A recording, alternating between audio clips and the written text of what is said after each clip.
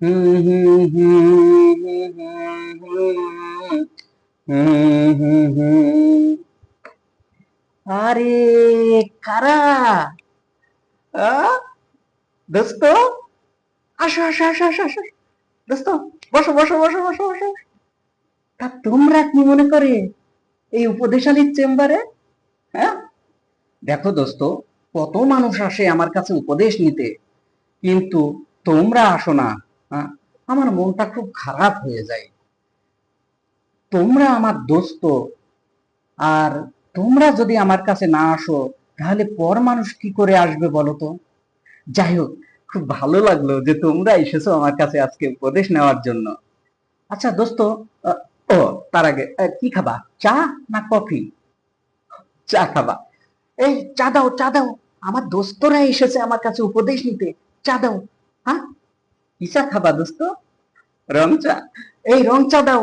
চিনি কম, চিনি কম। হ্যাঁ, চিনি কম দিয়ে। আচ্ছা দোস্ত, বলো তো, কি উপদেশ দিয়ে সহযোগিতা করতে পারি আমি? ও, তোমার লাগবে? আচ্ছা বলো তো দোস্ত, কি উপদেশ দিব? ও, বউ ভালোবাসে না, এই ধরনের কেস সমাধান করতে করতে আমার চুল সব পেকে যাচ্ছে দোস্ত। শুধু এই ধরনের কেস। আচ্ছা যাই হোক, বউ ভালোবাসে না, শোনো, বউয়ের ভালোবাসা পেতে হলে মাঝে মধ্যে একটু পাম মারা লাগে। বুঝেছো দোস্ত? মাঝে মধ্যে একটু পাম মারা লাগে। এই যেমন ধরো, বউকে বলবা, তুমি তো আমার জীবনের প্যারাশুট, তোমাকে আঁকড়িয়ে ধরেই তো আমি বাঁচবো। যেমন প্যারাশুটকে আঁকড়িয়ে ধরিয়ে আকাশ থেকে মাটিতে নেমে আসে, কোনো রকমের সমস্যা হয় না।